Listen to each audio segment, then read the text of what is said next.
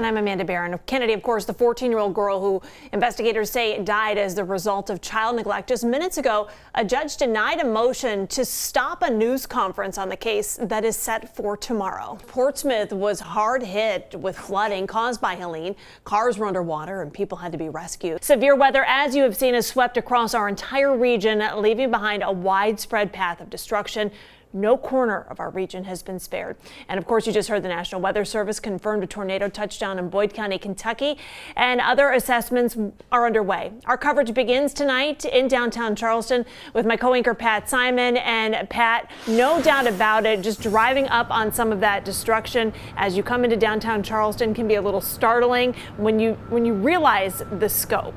What are you seeing? We're only getting started. Polls in Kentucky, of course, closed an hour ago, and we can tell you that the Dean of the House, Hal Rogers, has won re-election.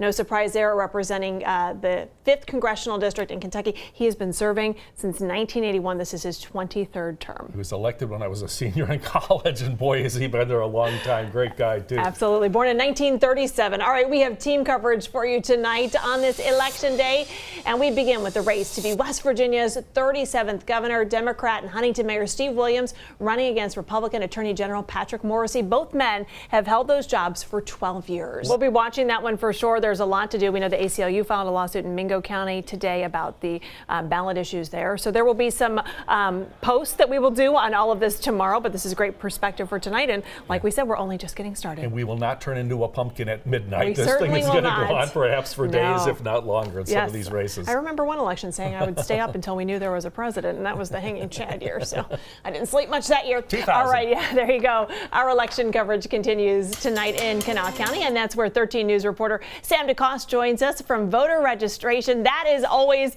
one of my favorite places to be on election night, Sam, because in just about an hour, it's going to be buzzing. Have more on that later on for this evening. Yeah, it is one that people will never forget, Jordan. It was 2009 when the snow started and everyone on the turnpike stopped. Some people have referred to this as the Turnpike Trapper over the years. Close to 1,000 drivers were stranded on the turnpike. And at the time, those concrete barriers, the way they were set up, there was no way for anyone to try and turn around and find a way out. People were stuck. The National Guard had to go out and help people. Now there are plans in place that can be activated, and it can activate an emergency response so something like that never, ever happens again. Our team coverage continues tonight on the traffic and road conditions throughout the region. Sam DeCoste is in Hurricane now along I-64 at the rest stop there. Lane Ball is in Ashland. Many roads are safe for travel. Others still have a long way to go. Lane, we know some of those side streets and neighborhoods, those are not the high priority right now, as their hope is that many people will stay home if they can. Live in Hurricane, Sam DeCoste, 13 News. We know those temperatures are going to drop too. Sam, thanks so much. The West Virginia State Senate, meanwhile, had one of its briefest sessions in history today.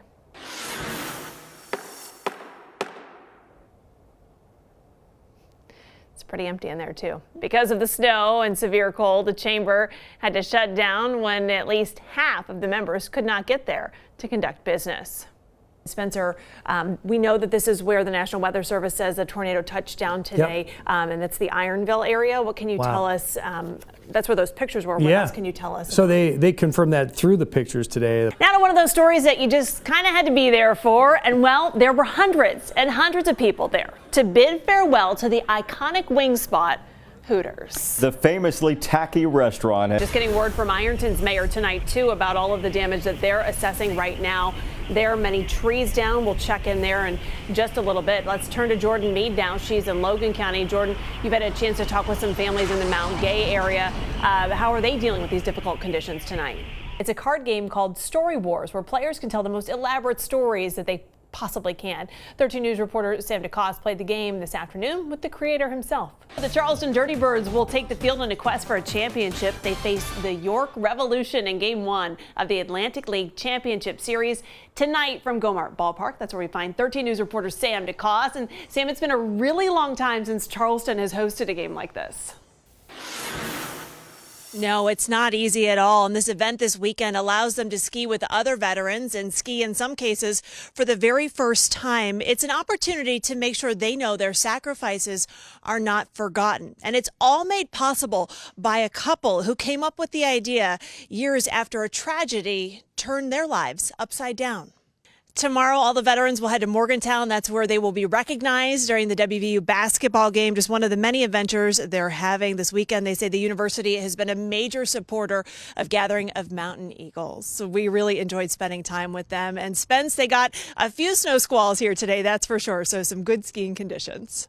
And I'm Amanda Barren in Logan, where one of Jerry West's very best friends is remembering him tonight. When I said that today to Willie, he just kind of sighed and got more tears in his eyes. He said, for a long time, Amanda, it was 1955 when Willie Akers met Jerry West at Boys State. And well, you can say the rest is history.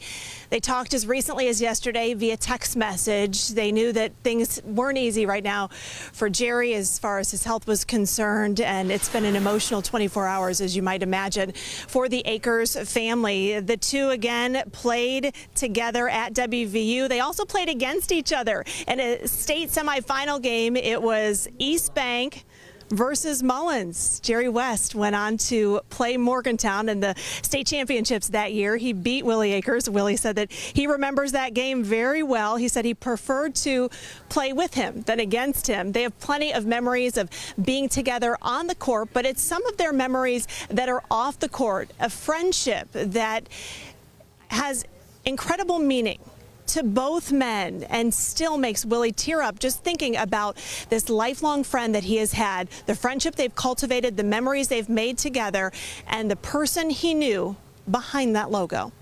Of course, this is the Willie Akers Arena, but it's where he and Jerry West played the inaugural game at the field house here at Logan High School. Willie, of course, went on to coach here at Logan for more than 2 decades, winning 4 state championship titles, runner-up 4 other times, won more than 400 games as the head coach here. And he said that from time to time, Jerry would stop by those state tournaments and see him take home that top prize for the state. But Pat, this is a friendship that goes so deep. It's incredible to think that a friendship could last 70 years. And I'll tell you more coming up in just a little bit about what he says Jerry felt about being the logo and what he felt about all of the fame. We're here at the Willie Akers Arena, and you can't really think about Jerry West without thinking about Willie Akers and vice versa. Pat and Spence, Willie told me today that his best friend was always asked about. Everywhere he went, everybody asked him about Jerry, and he was happy to answer that question time and time again. Just such great memories. This is all for a great cause, and you get to judge tonight. What a lucky duck.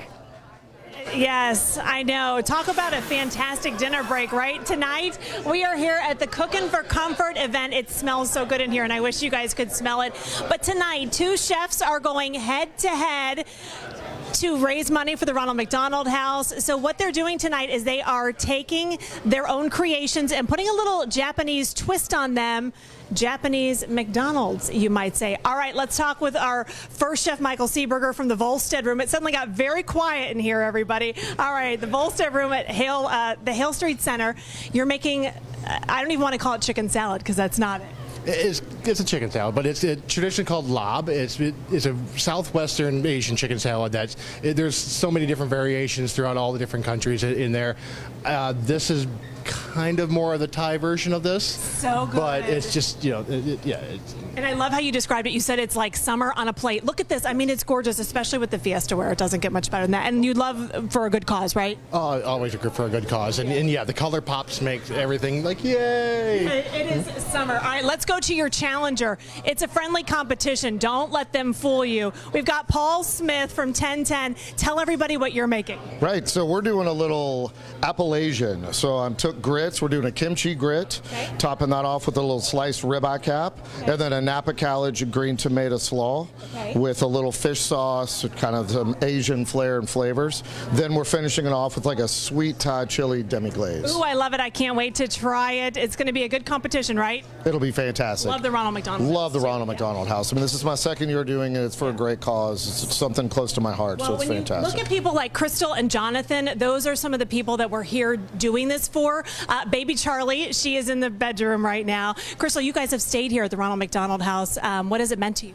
It has meant a lot to be able to have love and support, be close to the family during all the hard times, and especially be able to be close to him while my daughter's getting the care that she needs. Everybody, this is Jonathan. He's 3 years old. I'm going to have you turn around, Jonathan. What do you like about the Ronald McDonald House?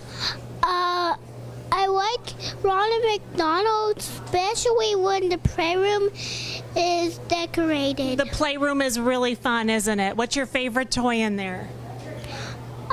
Actually, it's the Barbie house. The Barbie house? Hey, I want to ask you, how's your sister Charlie feeling? She's okay. Yes, we're so glad she's okay.